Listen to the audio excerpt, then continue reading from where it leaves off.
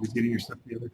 Actually, while I'm waiting for my co-presenter here to get started here. So we all just heard the general session and covered a lot of general information about the ABLE Act. And for those of you who are attending here, what we're going to do is dig a little bit deeper into this thing.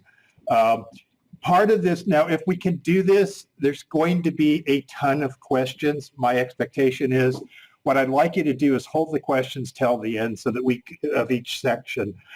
You have, and John, you probably want to look over here. So anyway, as far as that's concerned, if you could do that, would be great. Now, for those of you that are watching at home, occasionally you're going to see some numbers that go across so you can get MCLE credit. For those of you in the room, if you see the numbers, you're hallucinating. Okay, so it probably means you should check on your meds and see what you could do here. Okay, so, but anyway, we're doing this partially for MCLE credit. Just kind of an introduction before we get started. This is an amazing piece of legislation. Now, each of us have different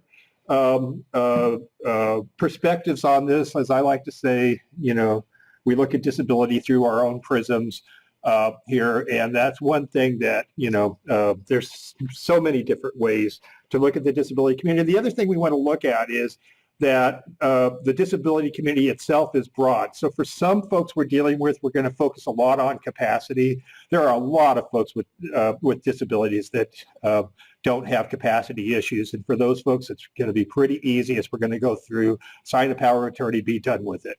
But a lot of us here in the room work with folks that are more cognitively impaired. So what we're going to do is really dig down into many issues. Now, the folks that were involved in this, and we'll introduce each of them. This reminds me a lot of when the first D4A trust came through, the first self-settled trust.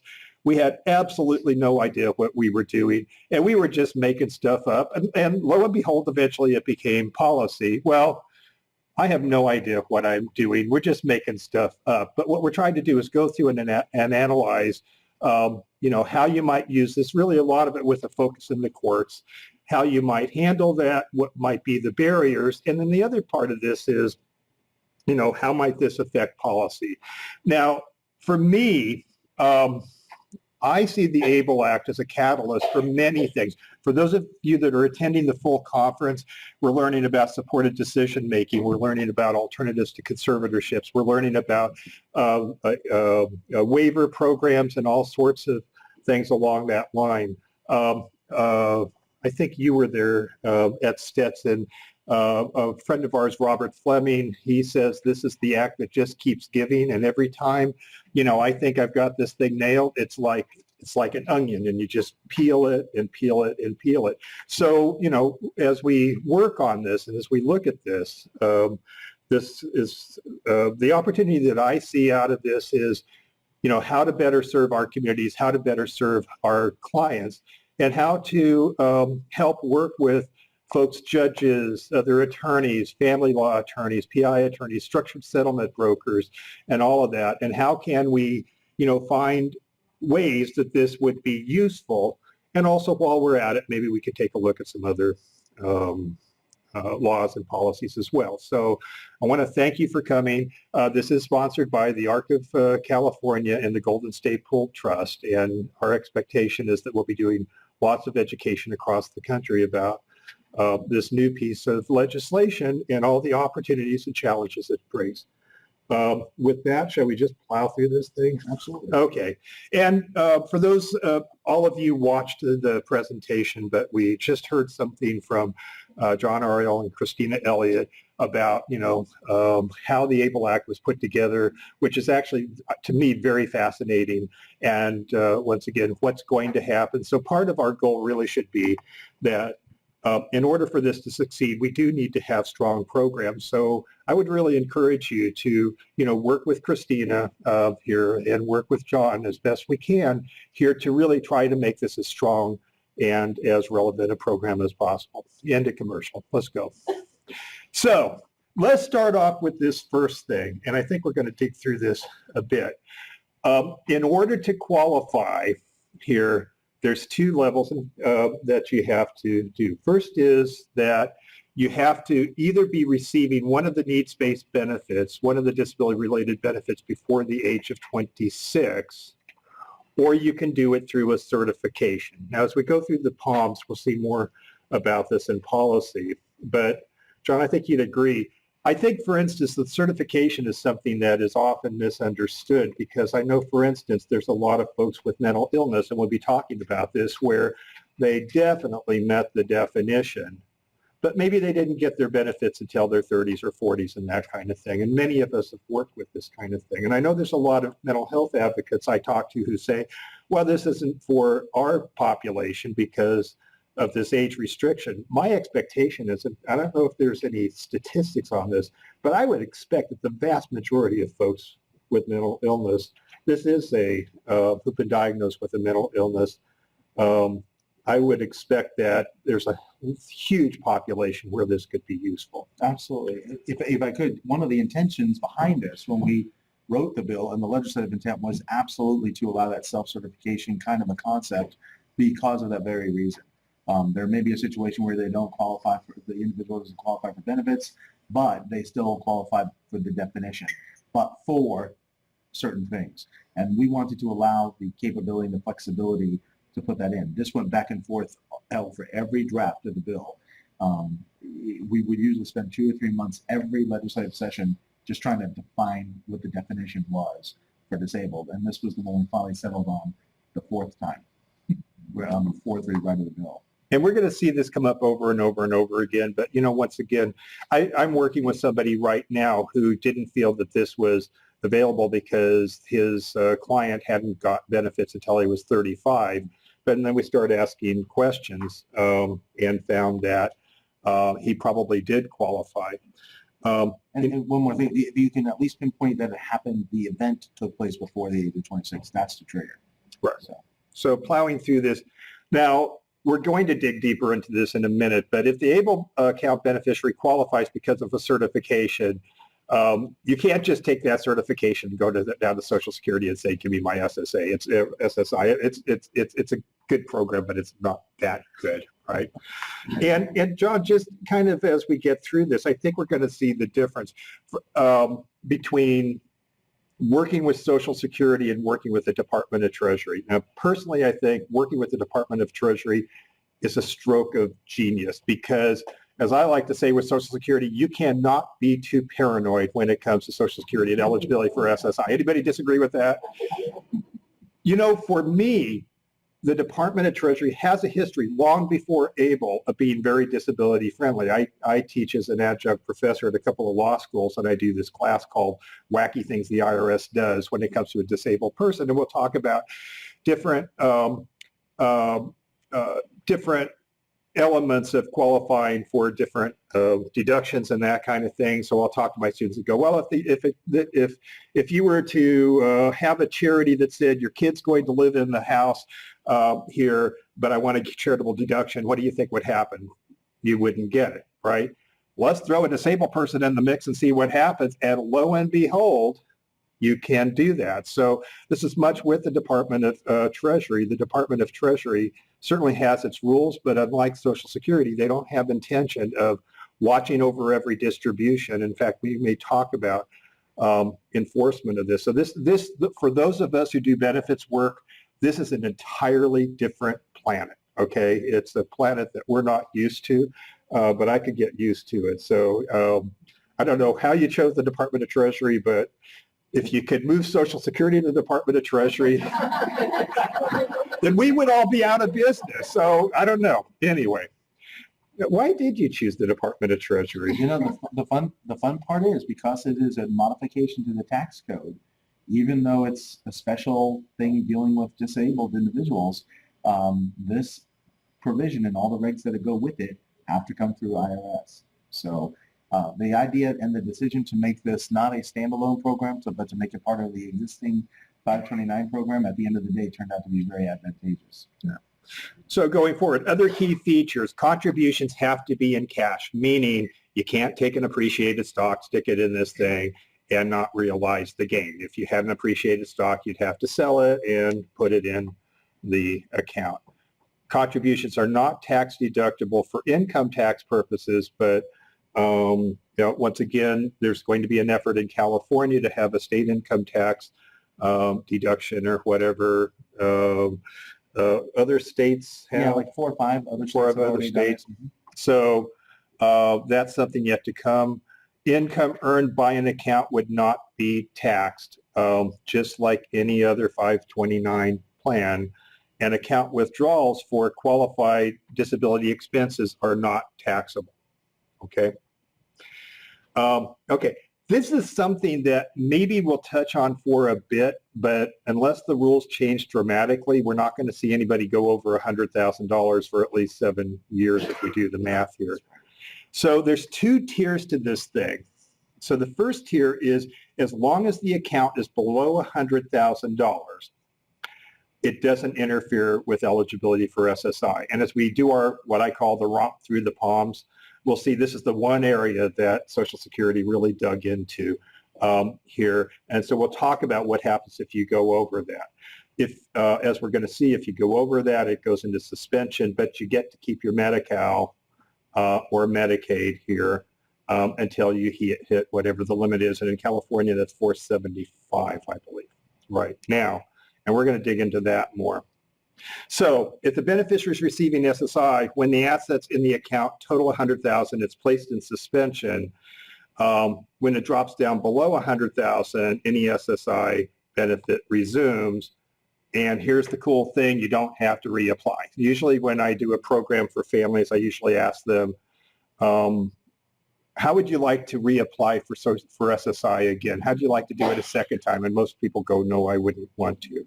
As we get into this deeper here, there still are some rules, but Steve, just real quick, when Steve mentioned that I was the guy helping to write some of the words for this bill, this provision in particular, because we heard back from our folks that we talked to, when we sat down with the legislative drafters, I said, I don't know how to put it in words, but it has to make sure that this provision makes it very, very clear that you never, ever, ever lose your SSI eligibility if you have it, but it just goes into some suspended state of animation. I don't care what the wording is that you have to use legally to make that happen, but that was the precursor to making sure that the provision was in the bill properly. And that was to appease, as I said earlier, the folks from the right who didn't think it was appropriate for people to have big assets and still get SSI checks. Now, for those who deal with benefits, especially when we're dealing with developmental disabilities, and a developmental disability by definition has to start before the age of 18, most of the folks we deal with are going to qualify for childhood disability benefits. So one of the things, if you're counseling folks and if they're concerned about going over their SSI, for instance, if you had a parent who was 60, let's say, and likely to retire when they're 65 or 67, if they did try to max out the account, by the time they hit that point, they're not going to be on SSI anyway. And many of us know that, a lot of folks get all wound up about SSI, and they want to make sure their kid keeps their SSI when they pass away and go, well, I'm sorry to tell you this, but your kid won't be on SSI. If that's a good thing, they're going to be on a different program altogether. So once again, when we're working with families and working with advocates on this, this is something to always keep in mind, that the vast majority of folks, for instance, with developmental disabilities, when their parents retire, become disabled, or pass away, depending on their contributions, they're not going to be on SSI anyway, so it's not that big a deal. So, and I think we all see folks of trying to apply SSI rules to cases where they're not on SSI. So childhood disability benefits are totally a more complementary program. Contributions are in cash here, unless we have the rollovers. And I'll tell you what, I'll leave the rollovers to you. So it's defined by 2503B here, which is, let's see if I can get the list. Yeah. Well, anyway, the definition of that part of the code, when you look it up, is Yeah, they really wanted to limit you on that, didn't Yeah. you? Yeah. The idea was to, like I said earlier, to make sure that a family could not do that, could do this without any penalty. Unfortunately, we even, as I said earlier, wanted this to be more flexible to allow it. A lot of people, for instance, who are diagnosed with autism are not diagnosed with autism until 5 or 6 years old. So if you are a planner, like I am, a type A personality, and your kid's born, you go open up one of these accounts, and then later on you realize that none of the money you've saved in the account can be used for this individual if he or she then has a developmental disability and won't go to a higher education institution. So we wanted the rollover from the normal ones to the others. That's the one thing that got bumped out of the bill, but this is the definition that the drafters told us we needed to use to be consistent with the 529 rules. Yep. Okay, there we go. Okay, so also beneficiaries may direct the investments no more than 2 times in any calendar year. How many of you have 529 plans for like your children or grandchildren? I have for my grandchildren. It's the same rules here. So once again, if you want to day trade with this money, this is, well, you shouldn't day trade with a disabled person's money in the first place. Bill, right? This was part of our bill, I think, at the end of the day. So this was, we tried to craftily pull in as many different people to help lobby for the bill as we could. And we worked with the state trust and the state 529 associations who advocated for this change for years, but weren't able to get it as a standalone. So we pulled them and their support for our bill by offering this in our bill. So it was a little way to help get a little extra support. Good. And as far as the investment options are concerned, it would be what's determined by the state. So different state programs have different investment options here. Now, I get the question all the time, when is Bank of America going to have a 520 or have an ABLE program? And the answer is never, unless they become the chosen investment folks. So this is something done just like 529 plans. This is done through the State Department of Treasury. So you're not going to have the Wells Fargo plan, as far as I know. No, you're not going to have the Wells Fargo plan. You're not going to have the, yeah, it's done through the Treasury Department. Okay, so with that, contributions are not after-tax dollars, but earnings would grow tax-free, just like any other account. And withdrawals must be for qualified expenses, or else the earnings would be subject to a regular income tax and a 10% penalty. Now, I'll tell you, as you dissect this thing, that's not as bad as it seems. So, and we'll go back to this. As we're going to see as we go through the Treasury regs, they're going to be very liberal in their interpretations. So here's an example. And as we go through this, let's see if we can help Bob go to Disneyland, okay? So, and as we all know, our population just loves Disneyland or Disney World on the other side of the world here. So let's say Bob over a decade saves $50,000, and over that period, it earns $10,000 for a total of $60,000, okay? And we'll go through some examples about, well, how would Bob do that? But maybe Bob has a job, and, you know, as a lot of folks that are working disabled run into, is that they keep going over the resource limit, and now there's an easy way to take care of this. If Bob were to use the $60,000 for a down payment on a home, there would be no taxes. Pretty straightforward. If Bob instead were to use $5,000 for a trip to Disneyland, the $5,000 would be taxable plus a 10% penalty. And the reason that, and we put a maybe in here, is it's to the extent that the expenditures were for non-QDEs. Well, if you think about it, Bob's going to travel, right? I mean, Bob's going to get a room. Bob's going to want a Mickey Mouse hat probably here and that kind of thing. But, you know, probably a lot of that would be, would not be subject to a penalty. So I think, and by the way, the other part of this is Bob would have to be, and tell me if I'm wrong, Bob would have to get audited by the IRS. What are the odds that Bob's going to be audited by the IRS? I think it's pretty small, right? But so in one draft of the bill, some of our advocates, and this is not partisan at all, but just a note. At some point during the life of working on the ABLE Act, we went from a Republican Congress to Democrat Congress back to Republican Congress. During the time the Democratic Congress was there, our lead sponsors shifted from our office as a minority sponsor to the majority office. That was the year that we added all kinds of stuff to the qualified expenses above our objections. One of the things added was vacations. That was in one of the previous drafts to allow people to take vacations. That raised so much attention to the bill, unwanted attention to the bill, that as soon as we got back to the next Congress, we took that back out for that very reason. However, as Steve said, when you look at the IRS regulations, the very first thing they talk about is this is not an exhaustive list, and anything that might be basic living needs would qualify. I think one, to get to your point, potentially could make an argument that going on a family vacation was part of a basic need. Now, what you use, maybe the hat doesn't qualify, but going on the trip might.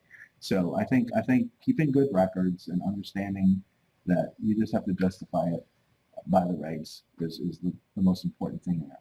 Yeah, I got a sneaking suspicion Bob can go to Disneyland, but we'll just have to work on it, okay? Just the hat. We have to work on the hat. We'll have to work on the hat, right? No hat for Bob, sorry. Okay, well, but still. So let's say Bob has a disability that began before the age of 26 and he's on SSI and Medicaid because I did this for a national program. Bob inherits $100,000. He has the following options. Spend it down in the month of receipt. We all know that. Join a pooled trust here or have this, and this was written before the Fairness Act, or he could establish a self-settled trust. And, you know, we don't set fees on these things, but I'm smelling like $2,500 here. So we could turn it into legal fees so that, okay. Or he could put the funds in an ABLE account. And so obviously in a situation like this, the ABLE account probably makes a lot more sense. Keep in mind, Bob has to have the capacity to transfer the funds into the ABLE account. And I know a number of us are members of the Special Needs Alliance, and many of Alliance members are working closely with their states. And some of the states are, a lot of the issues they're dealing with is capacity. As we heard the previous speaker, trying to deal with capacity is sometimes a slippery slope, but there we go. Let's say Jane has a disability that occurred before the age of 26, is on SSI and Medicaid. She has a job, receives Section 8, and lives very frugally. We'll get back to the Section 8 thing in a minute. She has difficulty staying below the $2,000 limitation, and I think we see this all the time, right? She could transfer up to $14,000 a year of her excess wages in the ABLE account to be used later. And that, in a way, is, you know, one very excellent use of this. So this really helps, you know, folks that are working disabled to have some sort of option to be able to save for future needs. Now, for those of you who do work with folks that are working, the website disabilitybenefits101.org is a must. So the long name of it is disabilitybenefits101.org. The short name is db101.org. Okay, and that's something you should absolutely bookmark because, you know, there's often folks are told that persons that are disabled on benefits shouldn't or can't work, and in most cases that's just not so. And so this is another tool that would help working disabled folks to be able to take those excess funds and be able to use them in the future. So let's look through the proposed IRS regs. And kind of a question for you, do you think we'll ever have permanent regs? Or Yeah, we blew through this in the first session because I knew Steve was going to go into it a little more detail here. I'm surprised we don't, but I also know that we're working under proposed regulations from 20 years ago on some accounts, and I believe, if I'm not mistaken, the 529 accounts still don't have permanent regulations. So, you know, how long ago were those put in place, Christina? 20. Yeah. So I'm hoping it's sooner than 20 years from now, but yeah, I don't know that we have it to work on. All I know is that every time the IRS promulgates something on this on ABLE, it says rely on this, do this, and it's been very, very positive for the communities we're all trying to serve. so, and we're very used to in California having regs that take a long time. Like we're still working under the DRA has not been imposed, and we're still working under 1990 rules because we're California, and we're okay by that. Okay, let's talk about the proposed regulations. Okay, so So the IRS released regulations to be issued under 529A. So this actually comes under 529A of the IRS code. They had hearings October 14th, 2015. And I think it's fair to say it's extremely unlikely that the final regs will be more restrictive than the proposed regs, if you can predict what's going to happen in Washington. But anyway, so what if an account holder no longer meets the definition of being disabled? And I know a lot of my colleagues across the country are kind of struggling with what the heck does that mean? So here's an example, and I'm not really clear on what the answer is, but I'll run through my example. I have a niece named Erica. We talk about her a lot, and she actually does have a job. So let's say that Erica's on SSI. And by the way, I opened up a ABLE account for Erica, so she has a stable card. What's the first thing she bought? She bought a latte and a dress. So anyway, so I suppose I should turn her into the IRS, but I'm not going to. Okay, so Erica has been on SSI for many years and has set up an ABLE account that Uncle Steve and Aunt Terry have been contributing to annually. This year, they contributed $10,000. No. And the account now has $50,000. Okay, Erica gets a job, is being paid a salary of $34,000 a year. Therefore, there's an argument, and I'm not sure it's certain, there's an argument that she no longer meets the definition of disability. And I know some plan administrators really disagree with this. And I certainly don't have an investment in for a disabled person who does start working not to be able to be considered still disabled under the rules. But if you actually look at the Treasury rules, what it says is, look at the rules for children. If you look at the top part of the rules for children, there's no SGA part of that. But then if you read further, it basically says if you earn more than the SGA amount, you're not disabled. So, but I'm not sure that that's how it's going to be interpreted. So to say it with certainty, I think would be wrong. So again, the intent, the legislative intent, and the idea here was, in this case, in this scenario, she may no longer qualify for federal benefits under SSI by meeting that definition, but because of the earnings only, she would still qualify with the certification letter, which is why we put the certification letter. Other than this issue, she still would qualify for opening up and owning an ABLE account. And I would say, Pat? And this would take quite some time before she gets to the trial work period or extended period of eligibility. And then if she does this at a certain age, I think young, maybe younger than Erica, but if she hooks up with the Department of Rehab, then they have a suspension on the cessation of disability review during that period of time while she's working. So there'd be a lot of ways for them to hold off. And my expectation is that's true.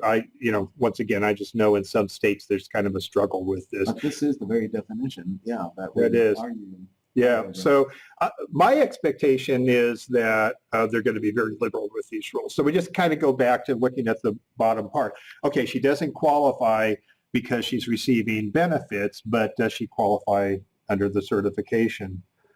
My expectation is that she probably would. I think you could make an argument that she wouldn't. But if you go back to the culture of the IRS, they're not out to get Erica, and they probably will let this slide. Who knows? We'll just have to see. Okay. So one of the things we were concerned about, I'm on a committee that works with Social Security, is that we were concerned that if somebody started to work and no longer qualified as disabled, is all the money going to become taxable immediately? And is there going to be like this big penalty for working? And as we're going to see, no, there won't be. So if any time the beneficiary no longer meets the definition of an eligible individual, the account remains an ABLE account, and there's no taxable distribution of the account balance that occurs. So that answered that. Note the expenses will not be qualified disability expenses if they're incurred at a time a designated beneficiary is neither disabled or blind, under the meaning of, once again, this part of the code. So However, the proposed regs say that at the first day of the taxable year following the taxable year, no contributions to the ABLE account may be accepted. You know, once again, to me, the rules are a little mushy, but so if the designated beneficiary subsequently gains, again, becomes an eligible individual, then you can make additional contributions. So here's what this tells us. If the ABLE account does not automatically become taxable just because she does not meet the definition of being disabled, Uncle Steve and Aunt Terry can no longer make contributions to the ABLE account next year, but could contribute $4,000 this year, this calendar year, assuming no one else contributed. It goes back to the threshold question, is she still disabled? Now, Erica has Down syndrome, and I've got a sneaky suspicion she'll always have Down syndrome here. But, you know, once again, does she meet the definition of disabled? I think you could make an argument each way, and I'll bet you that the Department of Treasury will go with whatever works out best for Erica, but we'll see. Okay? Here's one. What happens if the state passes laws before the regs are implemented? And I think Christina was alluding to this. Originally, the rules were that you had to have a program in your own state, so all these states raced to get their programs together, and then just as they're doing it, then they changed the rules to say you could cross state lines here. But the thing with it is, and this goes along with the IRS, if there is something in the state ABLE bill that just doesn't pass muster in the end, the state will not fail merely because the legislation or account documents don't fully comport to the final regulations when they're issued. So they're going to give some wiggle room to fix things, okay? So, you know, it seems like at this point, a lot of the basic rules have become fairly clear, so I We doubt. have 47 states that Yeah. have done something, so, yeah. Yeah. So, and they're going to provide transition relief and provide sufficient time to let the states clean up their act. Once again, I don't think this is a big one. Post-death claims and the Medicaid lien. Okay, and in our session before, it kind of went through this, but what it says, and you know, when I first heard of the Pennsylvania solution, which was they're just not going to collect the lien, and I had the same reaction you did. I said, I thought I knew this thing inside and out, and you of all people should because you wrote it. And I go back and read, and what it says is it has to be distributed to a state that files a claim. Okay, so the issue is, what if the state doesn't file a claim? And we're not 100% sure, but it sure seems like there's nothing that says the state has to file a claim. So if they elect not to, yes. Okay, so I pose this question to Christina too. Let's say we've got a beneficiary of Medicaid in another state, and then they move here, and they've got an ABLE account here, but they created a debt in a state or created an expense to Medicaid in a state that is a recovery state. What the rules say is for any state from the time of the creation of the account could make a claim. So my assumption would be that if you were to, let's say we're going to be reviewing the bill in a bit. Let's say Christina's successful and is able to get a law passed here in California that says we're not going to file a claim, and you move to Colorado, it's not going to work in Colorado. Well, what if someone from Colorado moves here and Colorado wants to file a claim?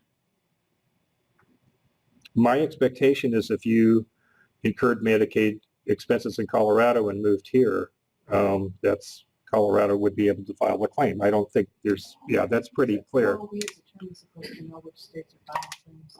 Well, that's a really good question. Well, how do we know in the first place because we all deal with liens, and you know, how do we know that they weren't in another state? Supposed to notify every state. Well, I'm not going to. How about you? Here, well, I shouldn't say that on camera, should I? But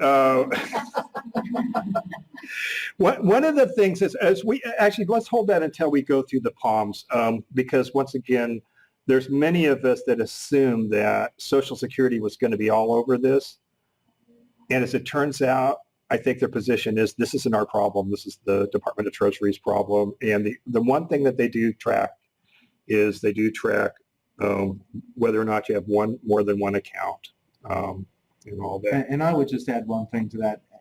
Because of the Pennsylvania situation and because of the issue with other states, potentially like California and other big states, looking at the opportunities to modify their rules and their implementation laws, I cannot help but think that if the disability community continues to lobby for those 3 ABLE fix bills I mentioned to you earlier, that this should not be part of the fix that they look at as moving forward. It should be. It should be, yeah, just to make it consistent across all the states. This is definitely something in development. Can a traditional 529 plan be rolled into an ABLE account? And the answer is no, and probably not this year either. Yeah. And, because of time, we probably do want to run through this. I may be doing some programs later on, should you?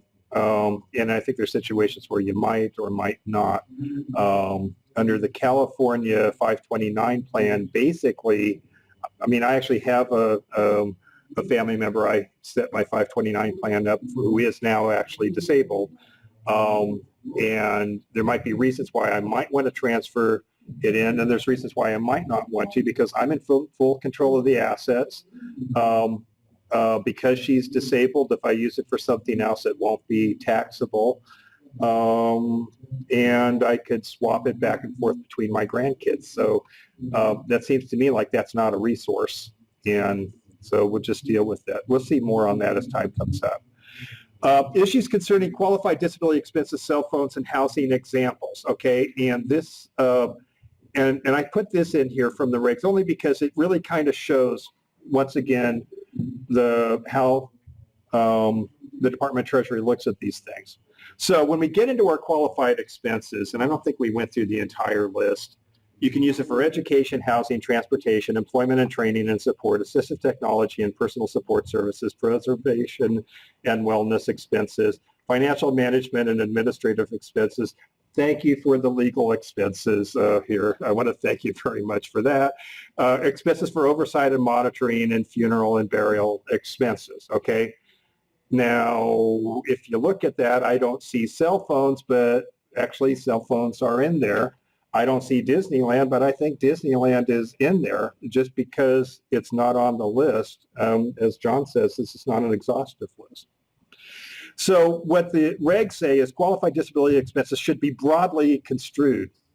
You shouldn't be limited expenses for which there's a medically necessity or which provides no benefits to others in addition to the benefit to the eligible individual. So for instance, smartphones could be considered qualified disability expenses if they are an effective and safe communication device or a navigation aid for a child with autism.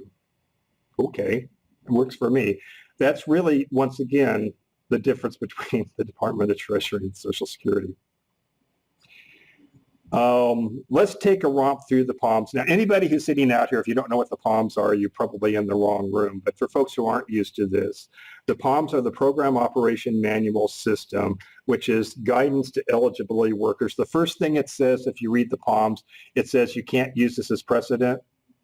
We use it as precedent all the time. We live and die by the POMs, so don't believe what you read here. And it's also, once again, a lot of Medicaid agencies aren't allowed to make rules more restrictive. So really, a lot of us who do benefits work, we study the POMs, and I'm obsessed by the POMs. I'm not sure why. Okay, so once again, they issued in 2016 POMs on the ABLE Act. I was privileged to be involved in a series of discussions with the folks that write the POMs, and we assumed that Social Security was going to monitor every move of this thing, and we had 1,000 questions about how are you going to do this, how are you going to monitor it, and da-da-da-da, because we thought they were going to treat it like other trusts. As it turns out, you're going to see, no, they're not. Okay, so if you're not familiar with the POMs, these are the directives that Social Security puts together for eligibility workers. So as I explain it to families, it's like, does it seem like when you call Social Security, they're reading a script? They're reading a script. It's the Palms, okay? And that's a lot of what we do is learn how to read that script. So contributions can be made by any person. What's a person? A person can be anything, okay? So a person doesn't have to be a person. This is kind of like Citizens United. I was gonna say, Yeah, okay. Remember where you are, man. Okay, so anyway, it could be an individual, a trust, an estate, a partnership, an association. Could it be a structured settlement? I don't see why not here. So one of our panels is going to talk about that. So as far as contributions, they could come from almost anywhere. I doubt if there's very many restrictions. One of the big things we're going to talk about, and this was one of our questions that we had for Social Security. I'm not sure if this is what it's throwing them off, but there's a POMS of where somebody inherited money and they prepaid their rent for years in advance, and they didn't take the ISM reduction because they paid it with their own money. Well, our question was to the folks writing the POMS, isn't Bob using his own money to pay his housing, and therefore, and lo and behold, when we see the POMS, we get this incredible housing benefit out of this. So for qualified disability expenses here, which we pretty much know what that list is. So it's electricity, water, gas, sewage, or, that kind of thing. Everything but food. That's what they call a housing expense here, that oftentimes if it's paid for by an outside person or by a trust, you're going to take that reduction. And what it says is do not deduct contributions for countable income of the person who makes the contribution. The fact that a person uses, actually this comes to something that I get this question all the time. Can I take my earned income and put it directly in my ABLE account and not count it as income? And wouldn't that be nice? No. Okay, so they're not going that far, right? But that would be really nice. Not even that Able to Work Act that I mentioned does that because it's too complicated. It just allows the cap to increase from 14 to something else. Yeah, and that would be wonderful. So it also says, do not count distributions from ABLE accounts as income of the designated beneficiary. This is the one that blew me away. Regardless of whether the distributions are for non-housing QDEs, housing QDEs, non-qualified expenses, don't bother us here. Quite frankly, we don't care what you use it for. That's not our problem, right? We're going to see where they do dig their heels in. So basically, SSI is not monitoring these things here unless you were to use it for something that was something they're not allowed to have. So for instance, we all know that on SSI, you can only have one automobile, okay? If you buy a second automobile, well, they may not count the distribution, but you're going to end up with a resource you're not allowed to have. So it's loose, but it's not that loose. You guys, okay? With that, if you retain, and this is the one that sometimes I have a hard time getting my head around. If you take funds from an ABLE account and you make a distribution for a non-housing QDE, you can actually hold the funds and use them at a later date. And there's some examples that we're going to see in a minute. But you have to be careful not to commingle the funds, and they have to be identifiable. And we'll see in a minute why. So let's say Eric takes $500 from his ABLE account to pay for health-related qualified disability expenses. His health-related expenses are not due until September. So if Eric deposits the money in his checking account here in June, Eric maintains the ABLE account, and the distribution is both unspent and unidentified until he pays the health expenses in September. They exclude the $500 from Eric's account from his resources in July, August, and September because it was for a non-housing QDE. So you could actually take the funds, I don't know how wise this is, take it out of the ABLE account, put it in a separate account, I suppose, because you're going to have to be able to segregate it and be able to use it for, like, for instance, purchase of medical equipment or something that's allowed to happen. Now, it would seem to me, and we're not going to be managing able accounts, it would seem a lot wiser just to leave it in the able account and make the expenditure when you're ready. But, and as Christina was saying, I mean, Christina, in this case, it would be very easy to make that expenditure and you wouldn't necessarily have to put it in your account, but it says you can. So an example, Fred takes a distribution of $1,500 from his able account to buy a QDE, a wheelchair. The wheelchair is an excluded resource, so we're okie dokie there.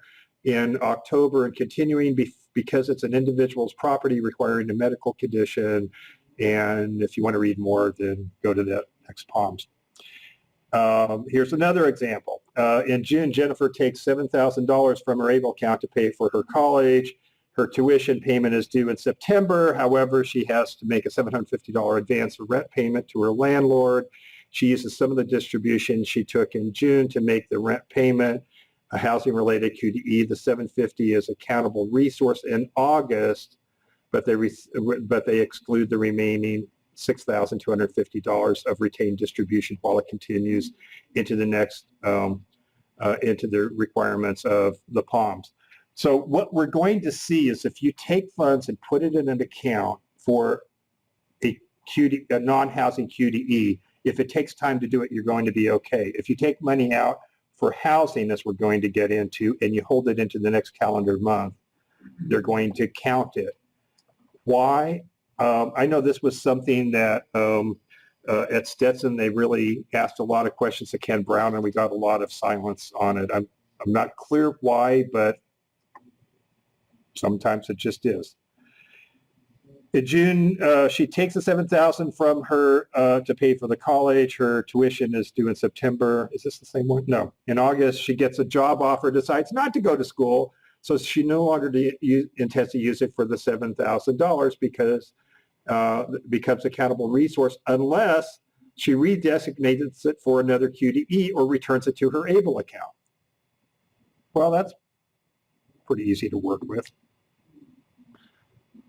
So anyway, going back to this, one of the things as we go through this is, and I'll do you in a minute, if you pay for housing in the same calendar month, and the smartest thing to do, I think, would be just take the money from the able account, pay the landlord directly. Because they're using their own funds, it doesn't account against their housing, and we're going to see case after case after case where this is really huge. Pat, you had a question or a comment? So would she take that $7,000 and put it back into the able account? Yeah. Would we have to count that as $7,000 plus the $14,000 I don't. per year, or would she not be able to? So if you took $7,000 out and you put it back in, is it the same $7,000 or? Well, you can't put it back in because if you've already gotten your $14,000 for the year, how can you add anything? That's a good question. We would be monitoring what you spend it on, so we wouldn't know that you didn't spend it on a community. Yeah, right. So honestly, I think that you wouldn't be able to. Yeah, I don't know, because I think that there's probably going to be a trigger in the account that says, oh, it's over $14,000 this year. We only won't allow contributions. Yeah, somehow there's going to be a trigger that alerts people. And I think that points out something. Are you going to be watching what they use their money on? You have no idea what they're going to use their money on. It's You won't have to ask us for permission. yeah. I mean, I think Ohio wants to just know how much for their prepaid card, how much do you want 12 days or so, and you have someone to do that. But it's not that they're monitoring what they're using it for. That's a system.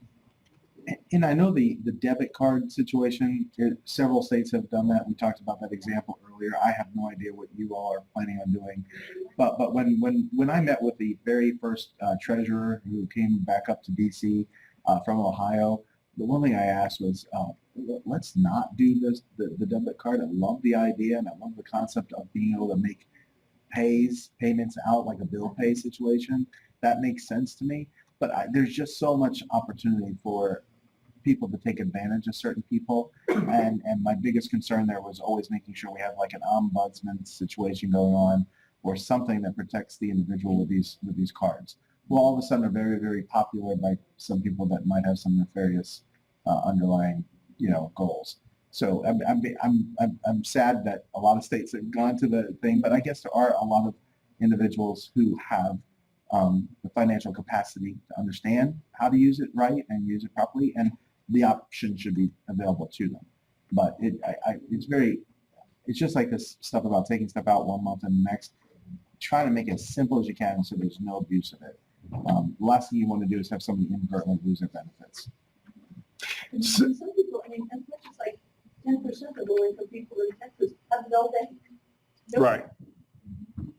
Nobody in the household has a bank. It's unbelievable. So our next segment is going to be met with Mary Ebel here. So there she goes here. I would tell you the housing part of this is amazing. And we've already had a number of folks we've worked with that have benefited from the housing component of this. So Mary Ebel, yeah, we're out of here, dude. Here, yeah. You want to keep him? Yeah. Okay, Because someone be that way. Okay. Well, not you, yeah. Oh, you're keeping me. See, because you have the nice shirt on, that's why. Oh, is that it? See, you look like you're from Washington. That's why. Dude, no. Okay. I was actually nervous. I'm glad. Okay, she doesn't bite much. Okay, let's talk about housing. Am I on camera? She is. Yes. It is strange. Isn't it? Yeah. I'm trying to look beyond the camera. This And, one's even worse. no, there too. Right. So my name is Mary Ebel. I work for Northway Housing Coalition, and we are the nonprofit that created and managed the Golden State Pool Trust, because Steve is our partner here. He says I'm technically his boss. Well, technically, you are not my boss. So Northway By the Housing way, if Coalition, Social Security is watching, she is my boss. You know, so anyway. we manage it. So my role at Northway Housing Coalition is working with people with developmental disabilities. We cover Napa, Solano, Sonoma counties. And a big part of what we do is housing services. We do a lot of planning with families around what is the best place for you to live. And trying to find that affordable place to live is really challenging in all parts of California, if not in that country. So I wanted to define the challenge, first of all, is the lack of affordable housing. It's an oxymoron. And again, the persons with disabilities face even more challenges because of their limited income. And just seeing the ABLE Act as a new tool that families, in particular for individuals on SSI, is a great tool. It's going to make a huge difference for families planning ahead how to subsidize housing for their loved ones. I won't go through this in great detail, but just some statistics that might be helpful for you. And in case you didn't know, the flash drive you have has all the PowerPoint presentations on it. HUD defines the housing as affordable housing as being below 30% is extremely low income, which in California, if you look at people who are on SSI, like in my area, Napa, 117%. So a person on cannot, nowhere in California can someone afford to live in their own one-bedroom apartment on SSI. So it's just really critical we do some planning around housing because obviously you can't afford it. And the source of this is as Technical Assistance Incorporated. They're out of Boston. And they have publications that come out twice every 2 years, called Priced Out. So the most recent one is called Priced Out in 2014. We should be having one coming out called Priced Out in 2016. So a lot of great statistics for just the reality of what we're dealing with. So just want to give that kind of background. So how do we meet the challenge? For us, when we're working with families, we make it very person-centered. What are the goals, desires, and needs? I have a nephew, 39 years old, with Down syndrome that myself and my sister are his primary caregivers. So we're always worried about what's going to happen to Nicholas. What's the best life look like for Nicholas? Who's going to be there? As I often say, if Nicholas is the last apple standing, what's his life going to look like? So we need to look at different considerations. He is on SSI. We need to look at HUD. If he's on Section 8, but that is a component to think about for a certain. If people are lucky enough to have a voucher, that's a whole different, Lori and I were talking about, a whole different set of considerations. Using a special needs trust, understanding the lien, and also making sure there's a good circle of support for people, because it's not always the professionals that are going to be there, who are the people around Nicholas, in my case, who are going to be there to love and care for him. So we just want to touch on, highlight these are the different pieces of the puzzle and how do we put it all together. So some of this is duplicate. You already heard about this, so I'm going to go through it quickly. I pulled some of this information off of Christina's website. You've already read about the living expenses. I'm going to just go through these quickly because, again, if you want me to stop, but we've already touched on some of these things, including this.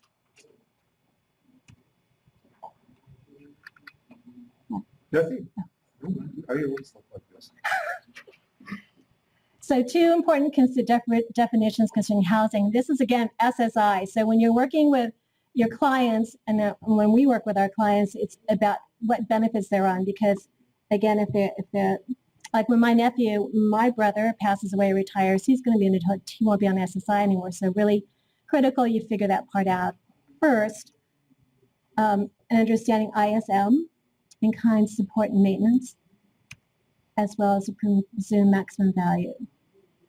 So let's see, in this year, the presumed maximum value is $265, which is 1/3 of the federal part of the SSI, plus $20. I never understood what the $20 was for, but it's in there. That's the number. The types of SSI income, you can have unearned income, earned income, and we're going to focus on this presentation about the ISM. So this would be something where the actual receipt of food shelter is something that can be used to get one of these. And there's a PMV 265. That's our Changes every year, of course. Based on what? based on cost of living adjustments. So for about 3 years, it didn't move, but odds are it'll change next year. And we had kind of covered that as far as the total ISM issues, and this will be relevant to some of the examples we're going through, is what they do count for ISM is the mortgage, real estate, rent, heating, fuel, gas, electricity, water, sewer, and garbage. It doesn't count maintenance, it doesn't count internet, it doesn't count telephone, and that kind of thing. And many of us who do a lot of this work are used to navigating through these rules. That's why I go check here. Oh, okay. It's in the bottom. Yeah. So,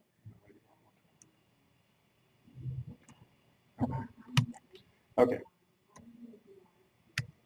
sorry. There we go. So, do payments from an ABLE account cause an ISM reduction for SSI recipients? And Steve and John just went through that earlier, that in fact it will not. Basically, they don't care. It's not their problem. So,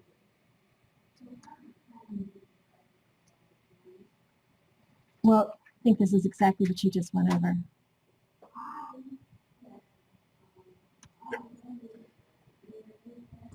so once again, we're not going to count it regardless of whether it's a QDE, non-QDE, housing QDE, not their problem. Where it is a problem is with HUD, Housing Urban Development, where this is where you're going to find Section 8, which is a type of rental subsidy. And there are local public housing authorities, or PHAs, that are in each state. In my 3 counties, there are 9 different PHAs. And so how are they going to interpret distributions from ABLE account, and can that cause a reduction in HUD subsidies? And the answer is we don't know. Again, the Section 8 voucher is gold if you have that voucher. And there's also something project-based on housing as well. So how is HUD going to interpret that? I made contact with one of my friends in the Napa Housing Authority just to find out. So how there's these ABLE accounts and how you're interpreting distributions for that. He first thing he said, what's an ABLE account? So he didn't know what that was. But I think, it's I have a family that I worked with, and they don't even they want to create the ABLE account, but they're really, really nervous about any distributions out of their account and how that will then impact the rental subsidy for her daughter. Very nervous about that. And there in the flash drive you have, there's a letter. I know Christina, this treasurer also wrote a letter. These 2 letters, and again, they're in your on your flash drive, so you can read it. Then you can read this, but it's basically asking for some direction from HUD about how to interpret. Whereas, IRS and Social Security are just like, we're good, but HUD, we just don't know right now how they're going to interpret it. I know they interpret regular distributions from a trust as being considered income towards that recipient of Section 8. And what they do then is they just recalculate their formula and say, okay, you have this much money. This year you have this much money, so we're going to increase your portion of the rental subsidy, meaning our portion goes down. So it doesn't mean they're going to lose it. It just means their portion will be adjusted based on the amount of regular income that's come out of at least the special needs trust. And my gut is, I think they would interpret income as income, no matter if it's coming from a special needs trust or if it's coming from an ABLE account. But just hopefully these letters have some influence on it. With the prohibition in the ABLE Act that says no federal benefits shall be implemented, interpreted to be impacted by these provisions, does that play into? Well, sure, it's a federal program, so you would think that. I would think so. I would think so. I mean, if we were to get into, go ahead, Christina. Well, I mean, so when we looked at this, and the first issue we had with somebody in San Francisco, self-reported their ABLE assets in their Ohio account, and they were and told they were going to lose their housing, and that's what triggered this panic in the treasurer and the court and the person me.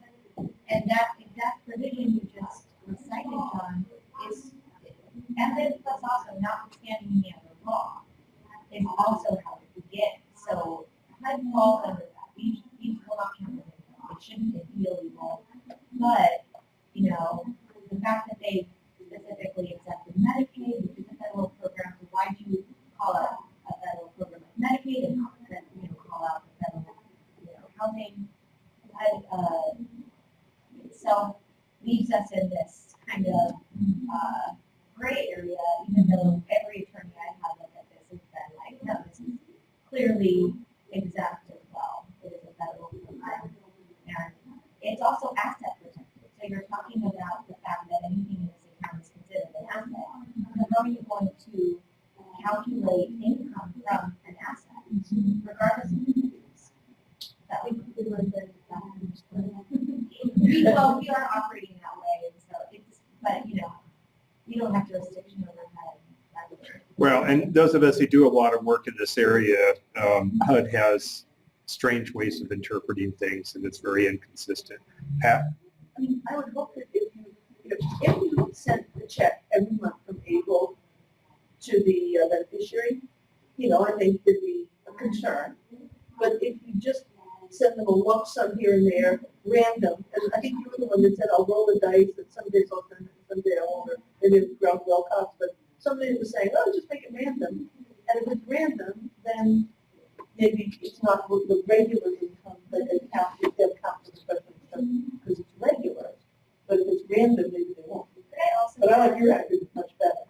Well, also add that when HUD officials are supported, they've written, confirmation emails that this is fine, your ABLE assets are ABLE assets, we will count it as income. So I have a letter from federal folks in Oregon. There's folks in Ohio that have had similar interactions with HUD. So specifically in California, we have not had substantive conversations with HUD officials about this, unfortunately. It's just, I don't know why. So I think we'd leave it as an issue still to work on. My expectation is it shouldn't be counted. And even if it were, there's strategies you could use to get around it. And so, this is one of those things we have to wait. So let's plow ahead. Okay. Now, let's talk about payback. So in the event, I'm bringing this up in terms of planning with families because they can, being aware of the lien and how it impacts their ABLE account can help them do some planning. So in the event the beneficiary dies with remaining assets in the ABLE account, and this, hopefully the legislation goes through that Christina mentioned before. But I think there's a number of things to look at. One is it's distributed to any state Medicaid agency. So as we all know, one of the biggest exports we have in California is Californians here. And so you'd probably want to be just cognizant of it. Is it an issue or not? We don't know. All right, and this is the legislation Christina mentioned, so I think we all can really get behind supporting this. And again, the different types of Medicaid liens. So as we should know, Cantor had this incredible thing where I talked to Pat about this just recently, where this still blows me away that you can basically avoid the Medicaid lien by putting your house in any vehicle that avoids probate, right?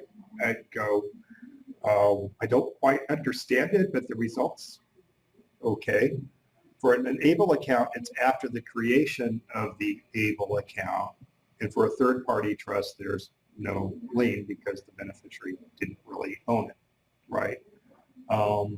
So it's one of those things where folks need to be aware of the lien here, and in some situations it's an issue, in some situations it's not.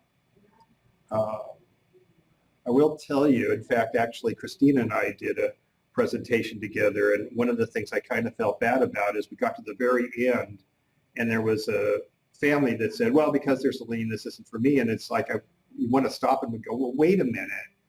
That doesn't necessarily mean that this isn't something that would really, whether there's a lien or not, wouldn't help your child here. And I think so a lot of times when we're looking at the lien, depending on what the law might be, you have to look at the situation, and even if a lien is an issue, there are strategies to work around it. So, and I think this is important. I don't, I think to say that even if it continues to have a lien, to say that it has a lien makes it evil in and of itself, I don't think that's true. On the other hand, I think, some early proponents would keep not mentioning the lien.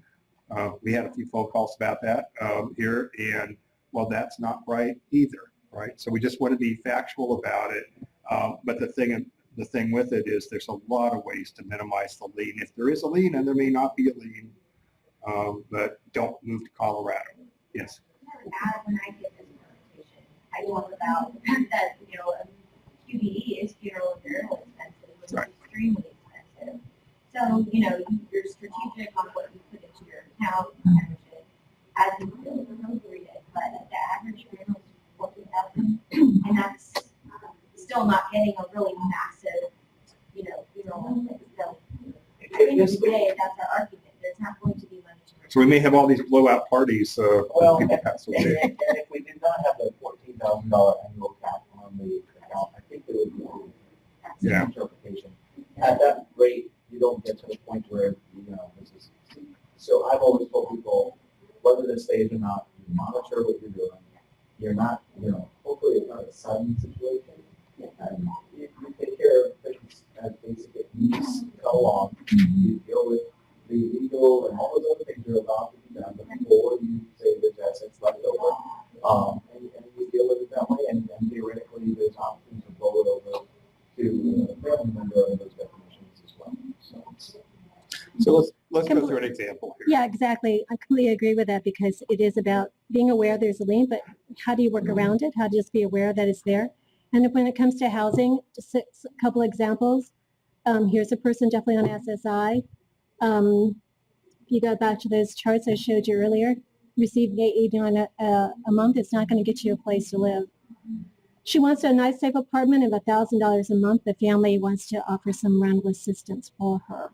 So, scenario one, the parents paid $1,000 directly to Belinda. You go back again to the chart, that would be considered unearned income, and SSI is eliminated completely. Don't want to do that. That's off the table. Scenario two, they can pay the landlord directly, and that counts as ISM, which reduces the benefits for this year by $265. Still not a bad deal. I mean, we've done that, for example, some of our Golden State Full Trust beneficiaries where they want us to pay rent. As long as they're counsel, they understand that there is going to be a reduction. It may make sense. You just have to go through that process of evaluating it. However, with the ABLE account, the parents can contribute to the ABLE account. The ABLE account pays the rent, and there's no reduction in SSI. It's brilliant. I mean, Yeah. this is where it's going to be really fantastic for families we work with who have, I mean, But I'll give you another example and then we'll take your question. I was giving a presentation at a transition fair and this parent said, well, I've got a situation where my child's living with me, but we're taking the 265 reduction because she can't pay her household share. Household share was $1,300. I said, why don't you try this? Here, why don't you try putting $1,000 a month in an ABLE account, turn around and have your daughter pay you the $1,000 plus $300 from her SSI, go down and report that to Social Security and tell them that they need to stop reducing your SSI, okay? She went down and met her eligibility worker. The eligibility worker says, you can't do that. I never heard of such a thing.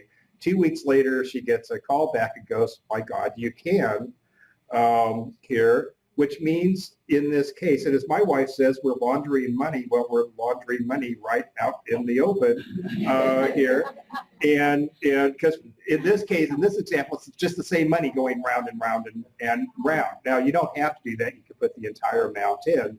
But, you know, this is an example where that alone makes it kind of killer here. And now the only problem that I see is there's no way to charge a legal fee for that. So I don't know. But other than that, you know, oh, I'm sorry here, but no, other than that, it's a pretty cool thing to well, do. I did say here, you know, thinking beyond the lifespan of the parent or family members who provide that care, thinking beyond that and put this into his estate plan. So for my nephew, Nicholas, to put into his third-party trust, we're going to create an ABLE account. Here's his living arrangement.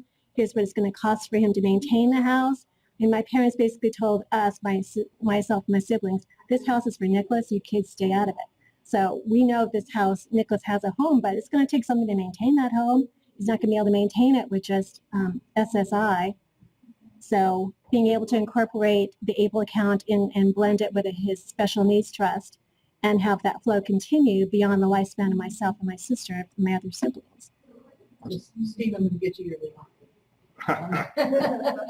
So if you take that payment and instead the parents are now being paid and the parents buy a house and apply that payment to the purchase of the house, they also have the write-off of having a rental.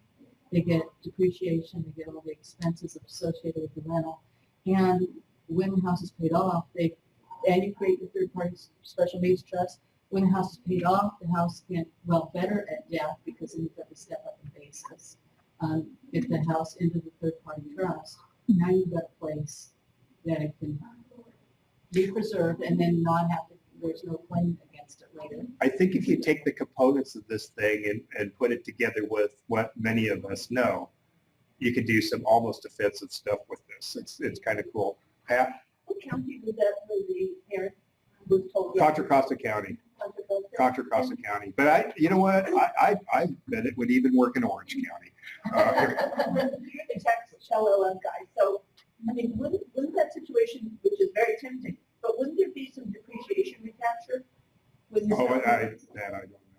And you know, I'll tell you, the question I got yesterday at a transition fair, though, was how would the IRS look at this? Would that they look at this as rental income? And, you know, I have to say, on one hand, the reason Belinda isn't taking the reduction is it's Belinda's money. But on the other hand, I don't know if IRS would look at it this way because you're getting back your same money. So I don't know, and I really don't. It's but still, you're talking $3,000 a year.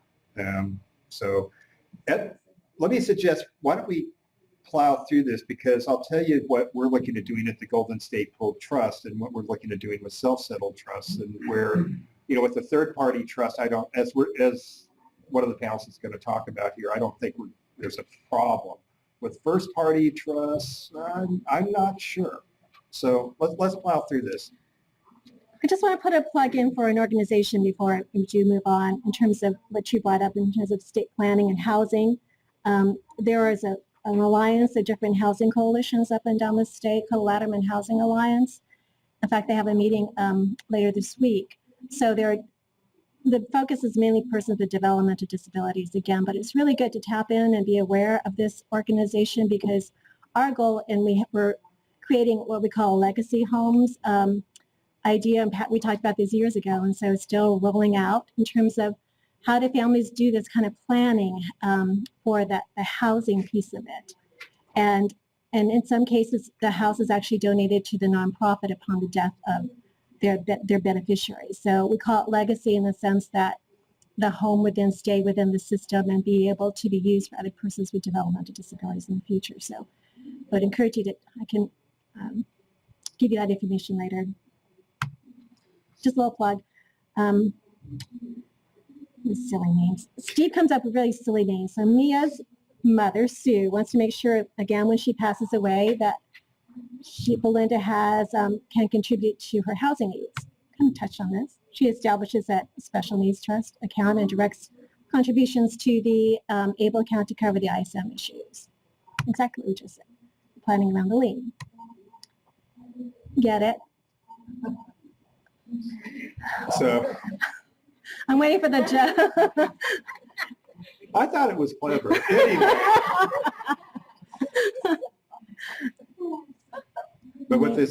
But anyway, what this is kind of going through is like digging a little deeper more than just using this to pay rent.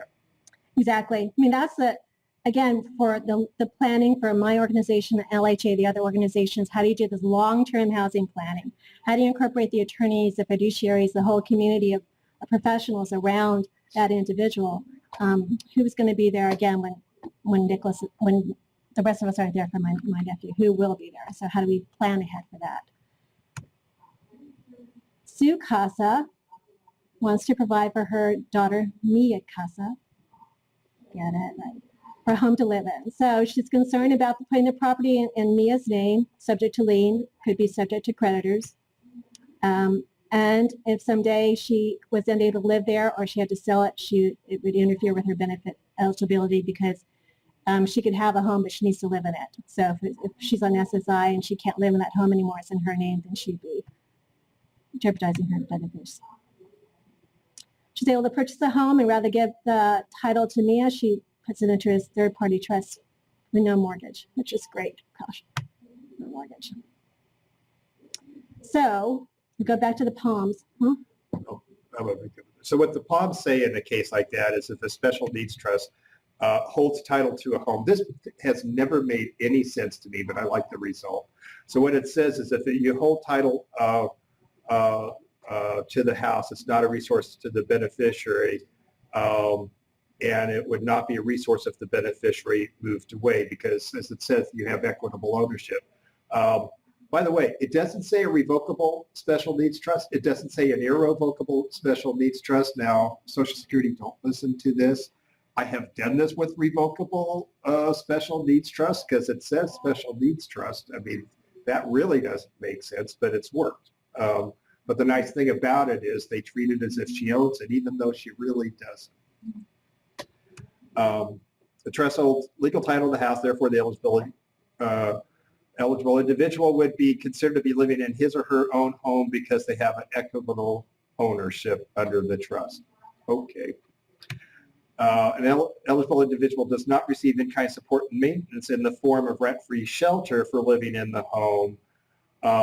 So if she just lives in the home and she doesn't really care about heating or electricity, everything should be fine here. Accordingly, the individual with equitable ownership doesn't receive income or ISM for rent-free shelter because she owns it, kind of. If they say she owns it, she owns it. Next one. So if the trust pays for the operating expenses, that could be ISM. So we're still in the trap. We do this many times. I've done this many times over the years with condos and things like that. But on $895 a month, it's kind of hard to pay the electricity, water, garbage, and that kind of thing. And once again, at GSPT, being that our nonprofit is a housing coalition, we kind of favor helping people with housing. And, so we're always looking at ways of how to help people get through this.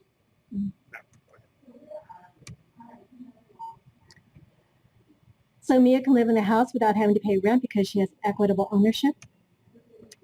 She's still going to have difficulty paying rent, utilities without some assistance. This is where Sue can transfer money into the ABLE account to cover the expenses and allow her to pay taxes and utilities without reduction in benefits, no PMD. Again, she creates a special needs trust upon her, so she's preparing for Mia beyond her own life. So she amends the trust to direct the trustee to continue making contributions to the ABLE account when she passes away or loses capacity herself. They both feel better. There's more security. There's peace of mind, especially for Sue.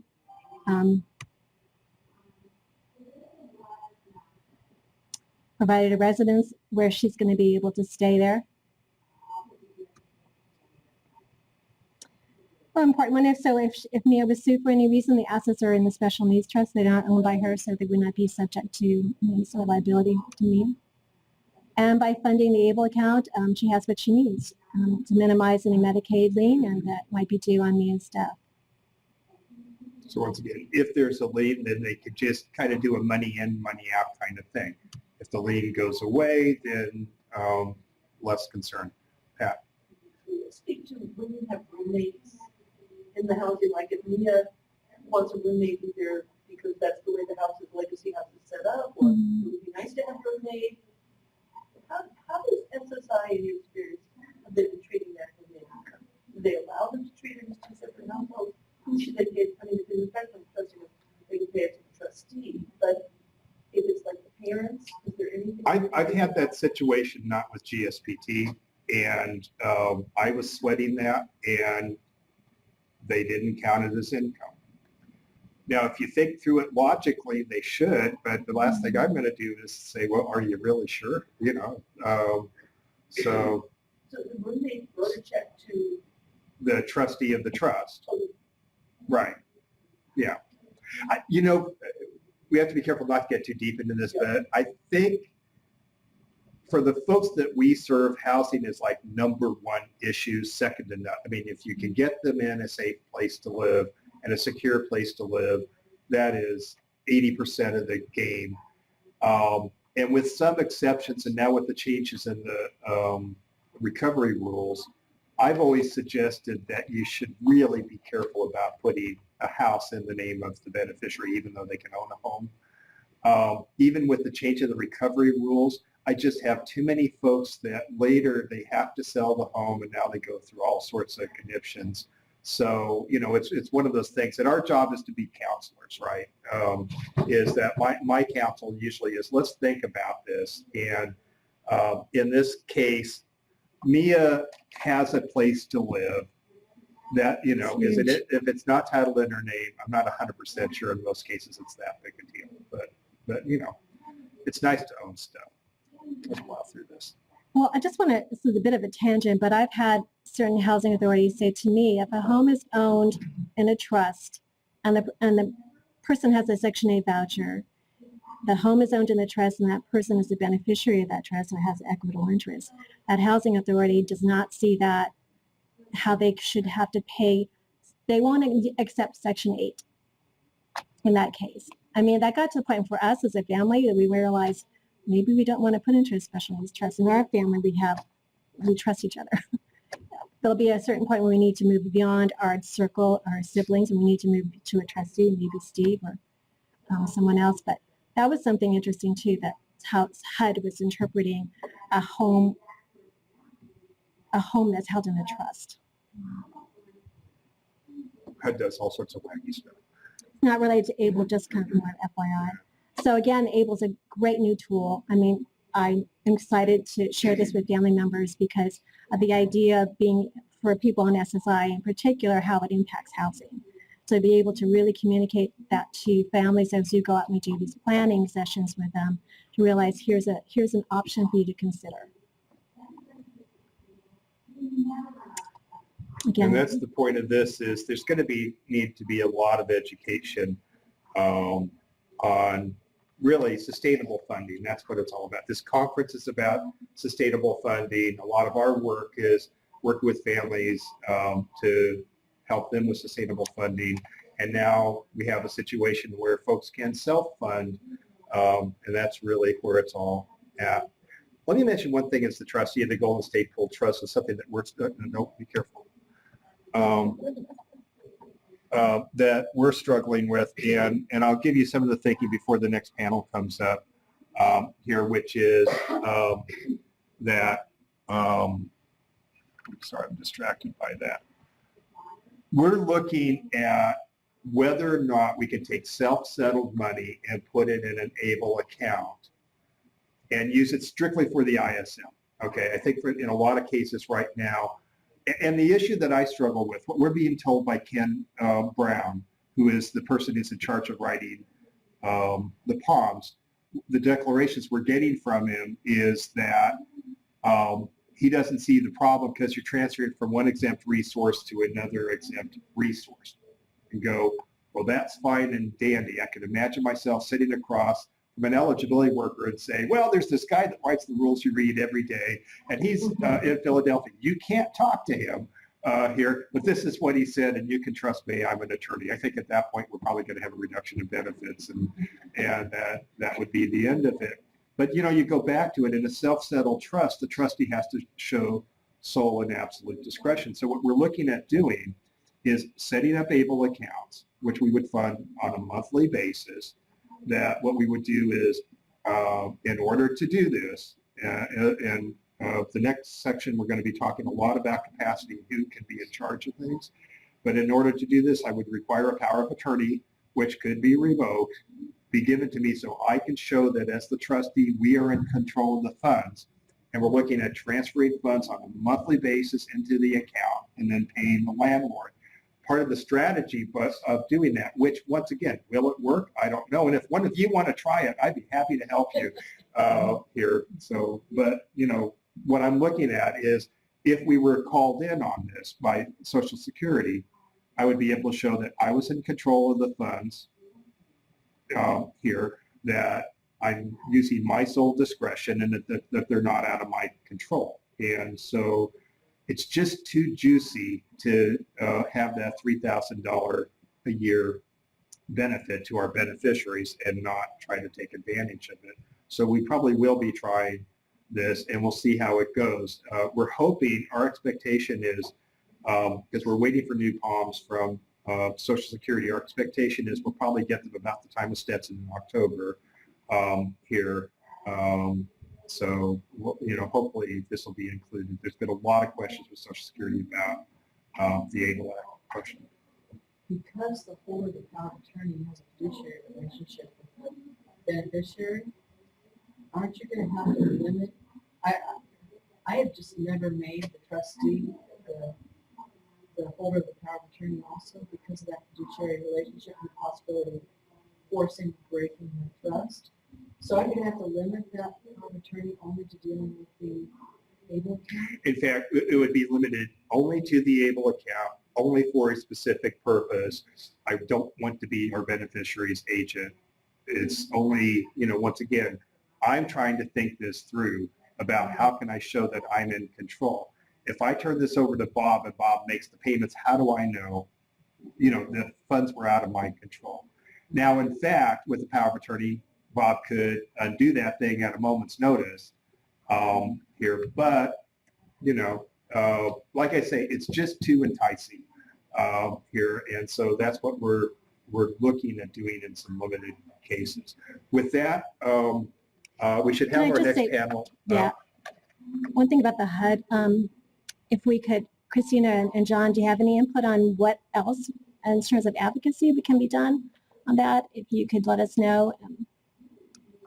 I mean, I think a lot of us would feel a lot better if we had some clearer direction from HUD, you know, about, even though it says federal benefits are protected. But, okay. And by the way, if it seems like we're more paranoid than it makes sense when it comes to HUD, It's because we are. We deal with these impossible, crazy situations here, and we've been dealing with these issues with trust for years, and I don't think we're any closer to guidance at this point. But yeah, because I maybe like with to the bring new that back to administration, the they're gonna straighten it LHA. all out. It's going to be great.